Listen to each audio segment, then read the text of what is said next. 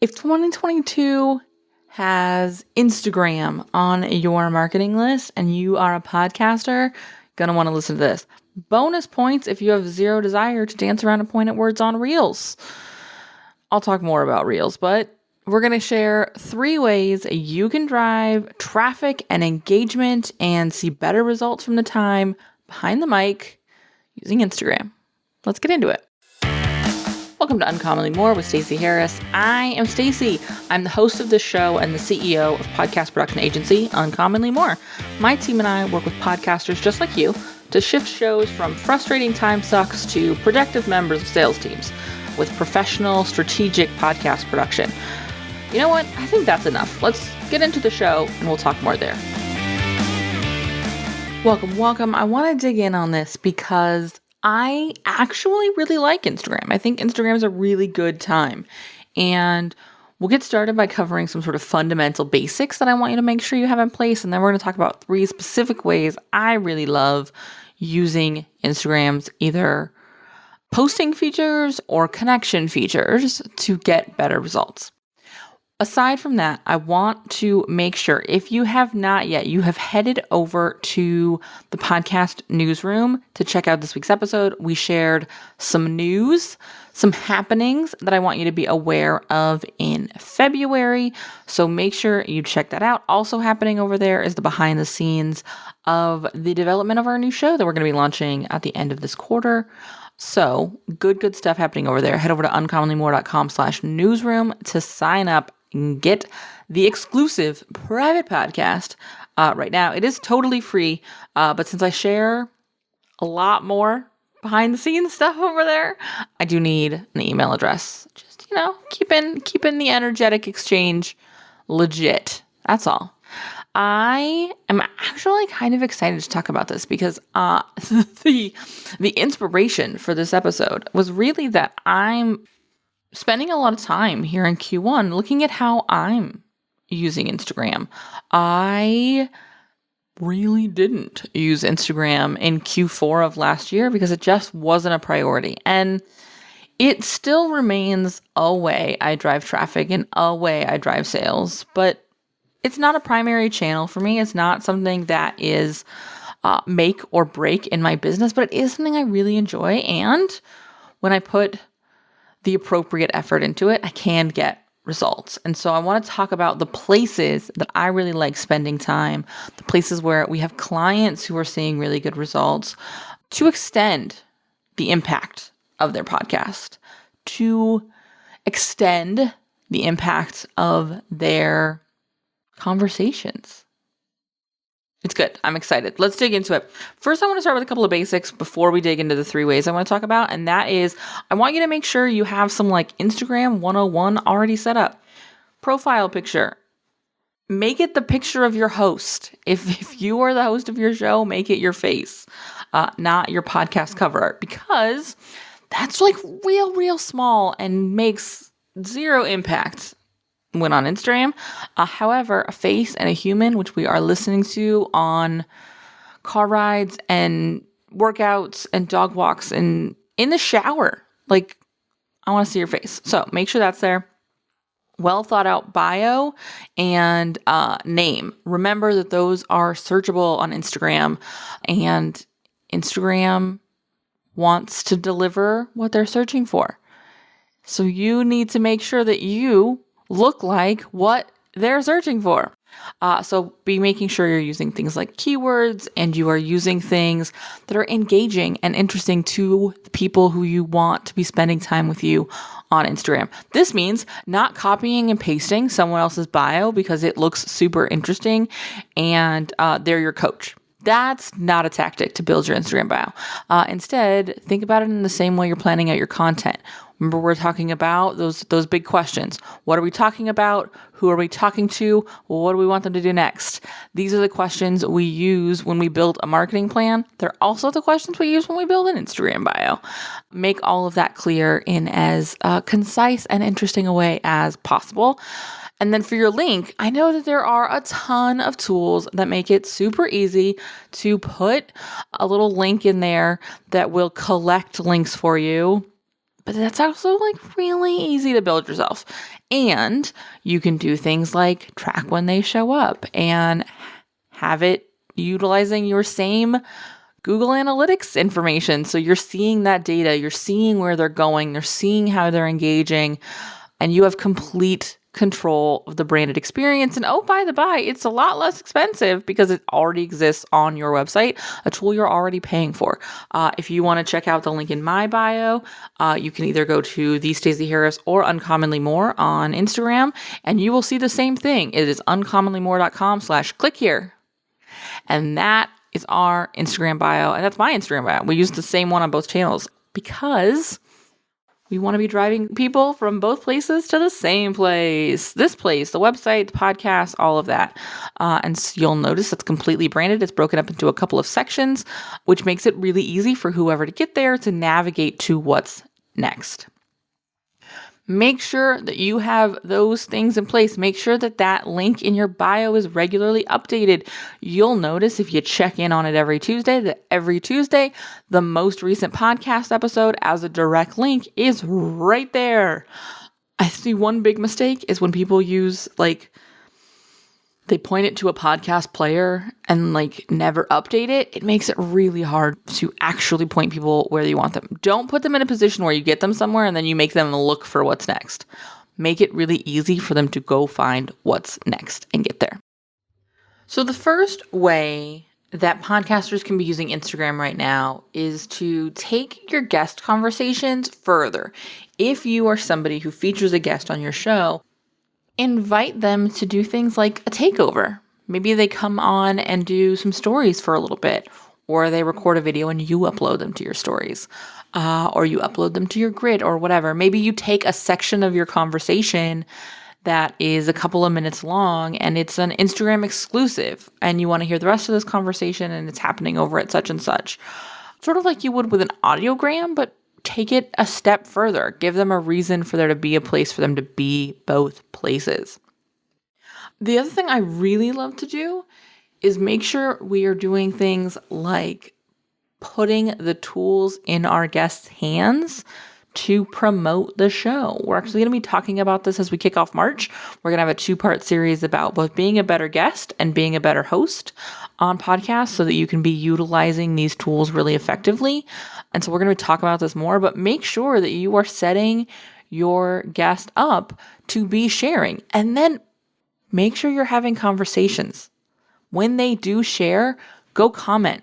And I'm just talking about thanks for being on the show. Really comment, participate in the conversation, highlight a part of the conversation that you thought was really important, share why you had them on the show, make it meaningful, but take those guest conversations a bit further. And quite frankly, you can do this with solo shows too, following up a solo episode with an IG Live where you talk a bit more about the conversation and invite feedback. That can be a great way to do that when it's just you without a takeover. And when you have a guest, make sure you're utilizing that guest in the best way possible. And again, we're going to talk more about this next month, but be setting them up for success because generally speaking, for the kinds of shows that we run, those guests are there for a reason. They're not just there because they want to have fun and talk to you. They're looking for some visibility, which generally means if you set them up with the tools to expand that visibility, they'll take advantage of them. The number 2 thing I want to talk about when we talk about ways podcasters can be using Instagram right now is be using it to talk to your community. I get DMs all the time from folks that listen to the show or people that listen to Podcast Newsroom, and I love it. And guess what? I respond to them. And generally I ask a question depending on what they DM'd me, but I will keep the conversation going. This is also true of things like comments, but definitely in your DMs, be using those. Talk to people. Extend the conversation. It's interesting. I think oftentimes we want to streamline the conversation right out of our sales process and right out of our business. And a podcast is one of the ways that sometimes I hear people doing that. They're like, oh, well, I'm looking to, build sales assets that I can use to guide people through a sales process so that I don't have to do sales calls. Here's the deal. I use this podcast as a way to drive traffic to sales calls, because when then I get on those sales calls, I have a buyer who's educated, who is invested mentally and emotionally already, because they're equipped to make a good, solid decision. That doesn't mean I want to take the conversation out of it. I just want to equip them to be ready for the conversation when we have it. And that's as true on sales calls as it is DMs. I want to equip you with something to come say to me so that we can talk to each other. I'm entirely over this idea that we are automating the humanity out of our business. And that's what it means to be an online business owner. Because it's not true. It's crap. And the reason I have this podcast and the reason I sit here on days where I don't want to sit here and talk to myself, and quite honestly, today is one of those days, is because I know on the other side of this is a DM waiting for me with your thoughts. There's a message. There's the other side of the conversation. But so many podcasters are absolutely avoiding talking to their listeners, talking to their audience, actually building a community of people. So use your DMs, have conversations, encourage them to keep going. There are people who I know listen to this show who I make sure I follow on Instagram so that I can respond to their stories and I can move the conversation forward, even when they're not in my DMs talking to me about my stuff. You know why? Because relationships have two people. A community does not mean that I sit here as the host superior to anyone who listens. It means that this is just how we met. To be using those tools to connect and really have conversations with people. I will say this doesn't mean you have to accept every random message. I, like every other female podcast host, has gotten the unwanted Instagram DM, either trying to sell me something super dumb, like 10,000 followers, or wildly uninvited photos or advances or whatever other gross thing that people think is okay on the internet. You don't have to be nice to everybody. I'm a big fan of the block button personally. But when people show up to have a conversation with them, talk to them. All right, I'll get off the soapbox now. I want to wrap this up. And this third one is actually another way of communicating, but really use your stories to get information. Use your DMs to get information. My friend and client, we produce her show, Tara Newman, over at the Bold Money Revolution, does this incredibly well. If you follow her on Instagram, she's at the Tara Newman, but she uses her Instagram stories as a way to get data that she then presents and uses in her podcast. She is taking information directly from them and sharing it back with them because she understands who her audience is. And it's an incredibly powerful way to collect data. So she'll do polls, she'll put in question boxes, she'll use like the quiz to give people options.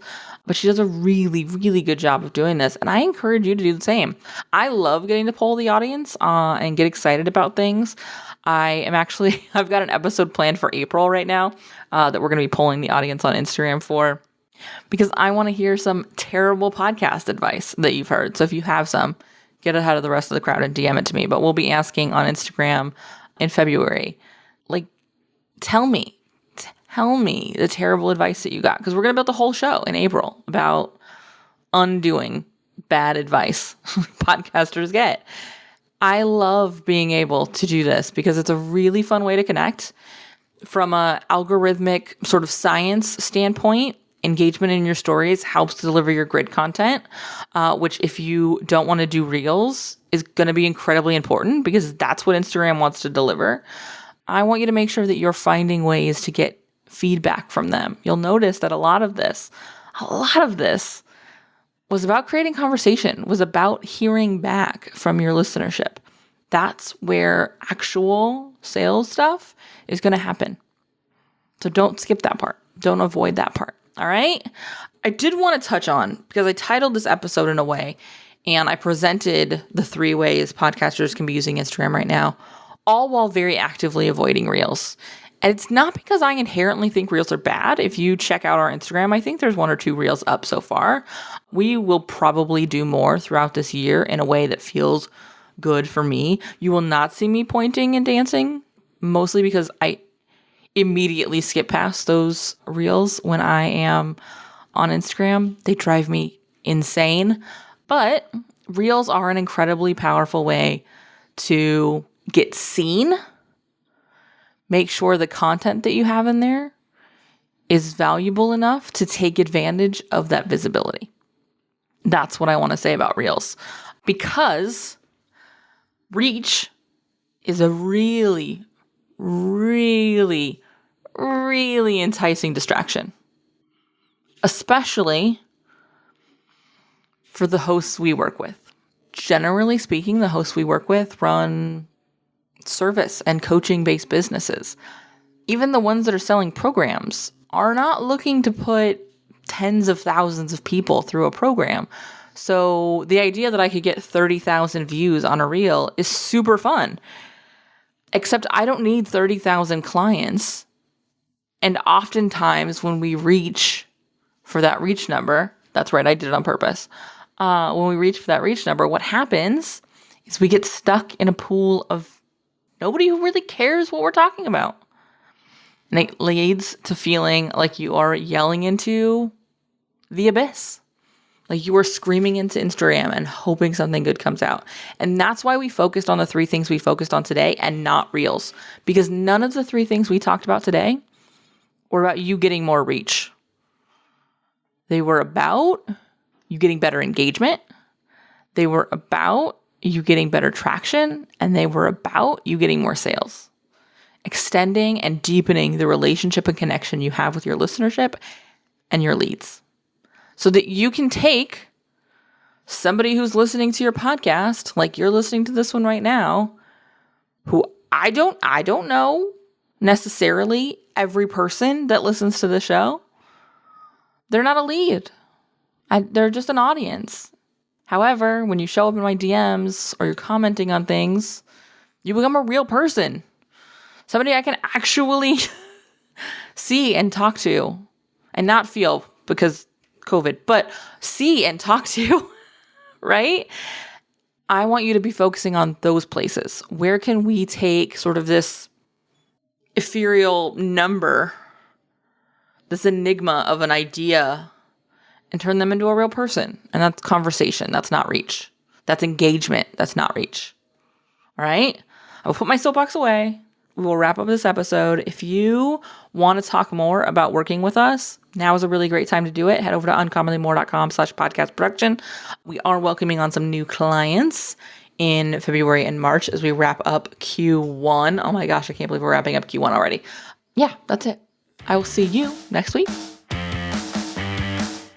If you made it to this point of the show and you still happen to be listening, which statistically is unlikely, I want to say thank you for listening. Thanks for hanging out with me today, and I want to hear from you. So reach out on social or via email and let me know what actions you're going to take from today's episode, because honestly, that's why we produce the show. That's why I record this show. That's why my team does all the work to release this show, is so that we can help you. We can help make a difference in your show and consequently in your business. If you haven't left a review for the show, head over to ratethispod.com/more. It's an easy way to show some love to the show and also help us reach more podcasters who are looking for the same kind of support you were looking for. If you have any suggestions or ideas or thoughts you would like me to address on the show, be sure to reach out. Again, like I say a lot, this is the start of the conversation, and I can't wait to hear what you have to say.